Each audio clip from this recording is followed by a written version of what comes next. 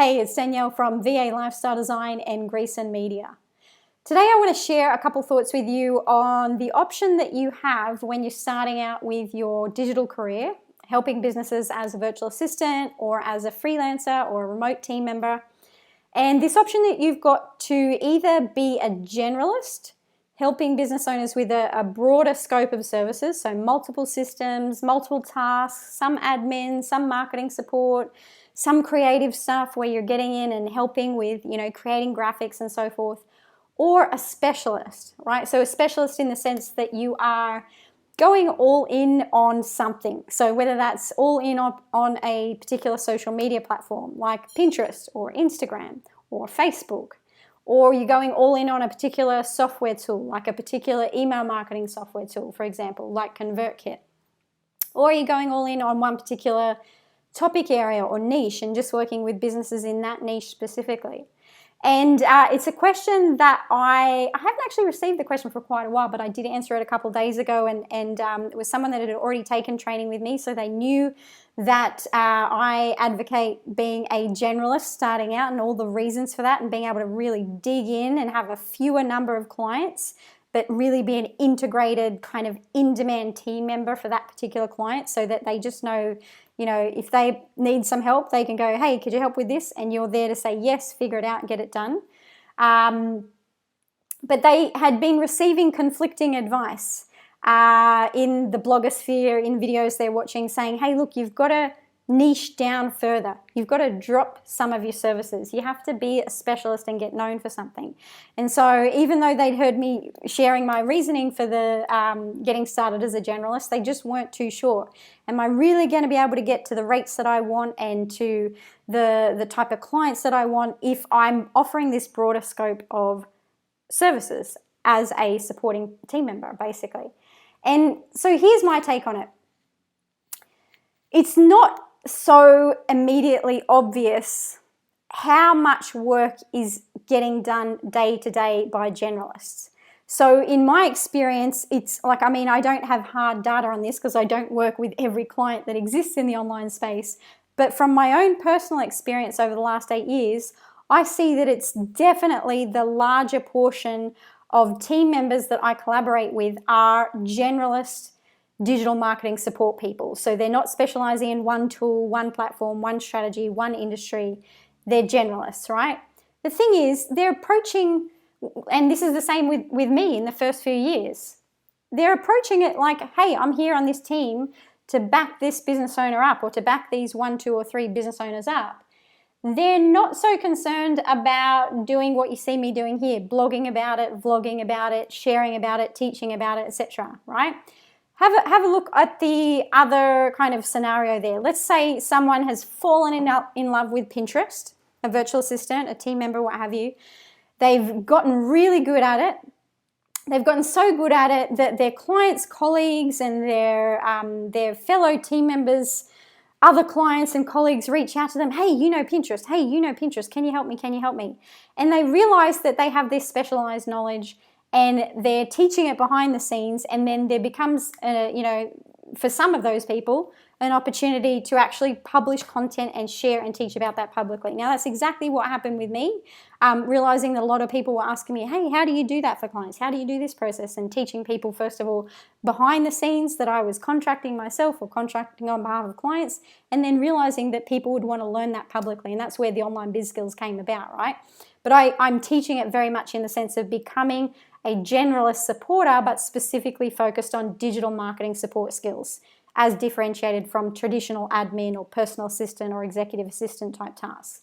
But look at it from the context of a specialist, someone like I was sharing before who's gotten really good at Pinterest. They dig right into the details. They know their way around every kind of little component, every tool that integrates with Pinterest, all of those types of things, how Pinterest works with launches.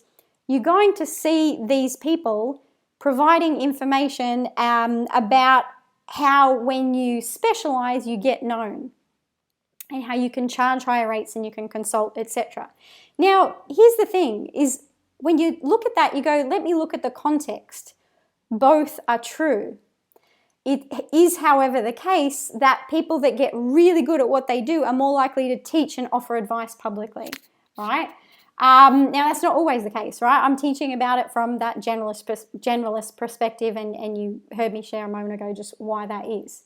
So what you want to do there is always look at, okay, if both are right and it's not conflicting advice, they're both accurate, what is the context and what is it that I'm actually looking for in this process of getting set up to work online?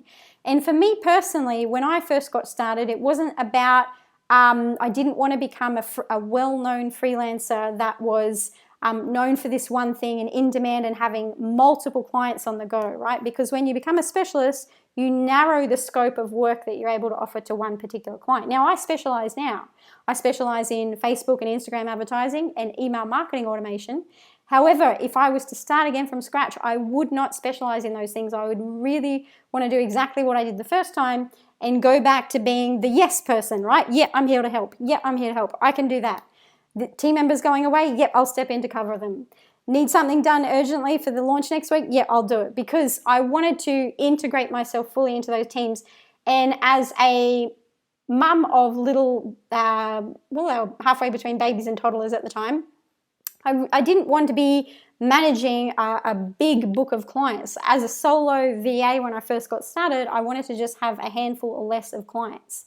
And there were points there in that first couple of years where I just went full-time with one client and then another, and was able to really learn the ins and outs and have kind of, be able to take the reins alongside the client as their right-hand person. And the experience I got in doing that was just invaluable for understanding how all the pieces fit together. And I just don't think I ever would have got that if I had have gone straight out of the gate and said, I'm an Instagram VA. Well, I wouldn't have been that back then in 2011, but I'm a Pinterest VA, whatever it was, right?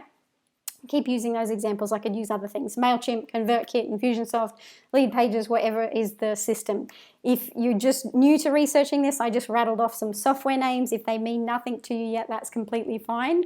Just keep watching, listening, reading. It'll start to sink in and you'll start to, piece it all together. So here's my 2 cents, my recommendation.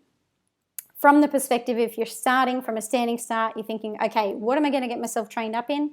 And what am I going to offer to businesses when I start to apply to opportunities that are posted or reach out proactively to offer help? Unless you have a really strong pull and desire and just curiosity and passion for one particular system, or one tool that you've learnt about in doing something, incidentally through your corporate work or through helping a spouse or whatever it is, and you've kind of fallen in love with one thing that you just want to go all in on. Unless that's the case, then stick with being a generalist, right?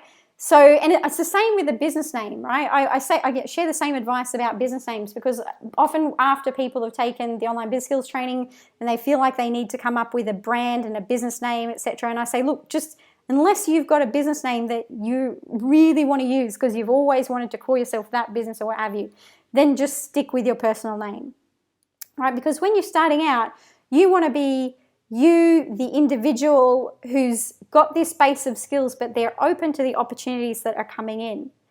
And you're reviewing through job opportunities that you see in social media, that you see on the freelancing platforms, that you see published on people's websites, or you're reviewing through websites where there aren't jobs published, but you're going to reach out to them and offer to help, etc. And you're open and you're flexible with where the opportunities might come in. Oh, I've got this one that's all customer service. I've got this one that's just email newsletter prep. I've got this one that needs a system that I haven't learnt yet, but everything else I can check off. So I could either learn that really quickly, or I could reach out to them and say, I tick off everything else, but I'm going to learn this, right? You're not just saying, here I am and this is my thing, and if you want my help, let me know. You're stepping up to the table and figuring out how you can make these various opportunities adapt to you as a beginner starting out. And so in that case, I feel like it's such an advantage to remain completely open and flexible as a generalist. And what happens over time is the progression comes about as you follow the things that call to you through interest and enthusiasm. Oh, that's cool. I want to play in that software system. Or that's amazing the way that client ran that launch. I want to see if I can learn more about that, and I'm going to go take some additional training about that, right? You follow where the interest takes you and the opportunities that are coming across your path, which often they're matched up because your intention about what you're curious about is often clients are getting the message and that's coming in. I won't get too much off the track on that, but that's what you're doing. And so what happens is you either go more and more into understanding a broader scope of the business even more so. So you move beyond implementation skills as a digital marketing supporter and you start doing other things like helping to coordinate the team, helping to coordinate schedule and operations, etc. So you move into a broader understanding of that business as a whole and not just the digital marketing support and implementation. Or you naturally start specializing and focusing on one particular area. That client might expand. They might bring on another supporting team member and you go further into managing the membership site content and you get right into a particular membership site software and really want to focus on managing the entirety of that particular setup in the client's business. So one aspect there is the generalist specialist thing. You either go further into being a generalist and just a really good one that has a really good handle on the 1 to 2 or 3 or 4 businesses that you're working with as a solo service provider, or you narrow it down. But you don't have to make the decision kind of artificially out of the gate in order to put some service packages on your website. I really feel that should happen further. Well, not should, I can't say should. I should go back to saying my opinion is that it is advantageous for it to happen naturally unless you are just pulled by that strong desire straight up. You've seen someone that's going all in on this one system and you want to learn it too. Or you've had a go at using it in your corporate work and you want to do that on a freelance basis, etc. So I really hope that helps. Now, aside from the generalist specialist option, and making that entry in as a generalist and naturally moving in one way or the other as you see what opportunities and what you're excited about, how that kind of matches up. The other aspect is when you're looking at opportunities to progress your career, raise up your rate and demand, the other kind of, 2 different paths you could say is going more and more into operations or more and more into marketing. So when you're starting out as a digital marketing supporter, it's all about getting things done, getting the content proofread, edited, formatted, images found, scheduled, planned and coordinated with other areas of the team or other people that your client is collaborating with. So it's all about getting things done that are going to be displaying on the internet, whether that's on the website, social media, content inside private membership systems, all that type of thing. But then if you're going into results-based work or management-based work, those again are 2 different tracks. So generalist specialist and operations focus or marketing focus as you gain experience and move yourself along if you choose to do it that way. So operations focus, you'll often hear that referred to as being an online business manager. It could be called a project manager. You could just be called by your name. And most often what I've seen is that these opportunities come up when the person that is currently in the role of managing a client's entire team steps away for whatever reason, whether that's for parenthood, whether that's because they get offered more money somewhere else, whether that's because, I can't think of other examples off the top of my head right now, but there's so many reasons why people end up stepping away from a high-level position internally in online businesses.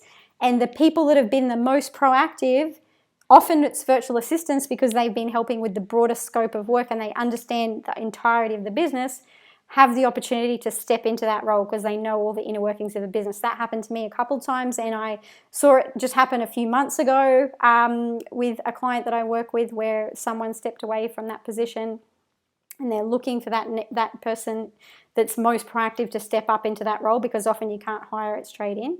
That's what I've seen most often, more so than it specifically being advertised as a team management or online business manager or project manager role. It still happens, they still get advertised, they'll still go and pick, high-level people to come in and step in and manage a team. But often it's the most proactive virtual assistants on a team stepping into that role. Actually, there's a video Paul Jarvis and I actually spoke about this with his experience of observing that. Now, I won't go into the detail, but if you're interested, check out YouTube, VA Lifestyle Design, and the full version of the interview with Paul Jarvis. We talk about him observing VAs stepping into that online business manager role internally on big teams. And then moving more into marketing, right? So that is the way that I chose to go, getting more and more excited about helping businesses to grow their leads, their customers, their sales, their repeat business, etc. And specifically, what got me most excited as I moved along, first it was content marketing, digital marketing, and then from there, even though we're very much, that's all included still, leading with the focus on Facebook and Instagram advertising and email marketing automation.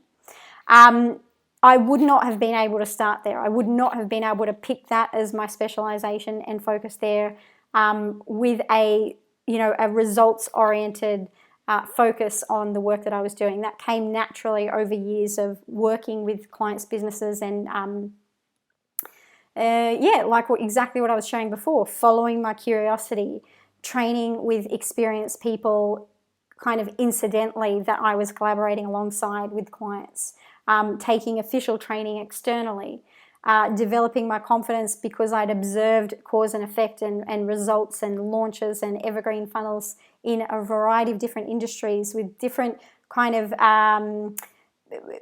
things that went in the lead up to plan those out and to put different strategies into place, etc. So generalist, specialist, operations focus, marketing focus, keeping in mind that all of that is optional. And I really feel that the base, the foundation, is getting really comfortable with the implementation work, knowing how to be the doer, the implementer, the person that plays with the content, DJs the content, makes sure it's, the T's are crossed and the I's are dotted. It's, a high quality presence that you are helping that business owner to put out there on the internet, either publicly for their marketing or as well behind the scenes for their customers and clients. So I really hope that helps. And I hope that makes sense if you've had any confusion about hearing some people say you've got to be a specialist and hearing some people say be a generalist because you get more work. What I really feel is super cool about being a generalist is the fact that you can work with, a handful or less of clients as a solo VA and have full-time work there and have the option to move more and more into being in-house on that person's team and that person's team, or moving into running your own show and being a freelancer and specializing in all those types of things. But at the outset, you're leveraging all of the knowledge that those handful or less of business owners have developed in their teams up to this point. All right, I'll leave it at that. Really hope that helps. If you have any questions, do let me know, either below this video, depending on where you see it published, or hello@valifestyledesign.com. All right, ciao for now.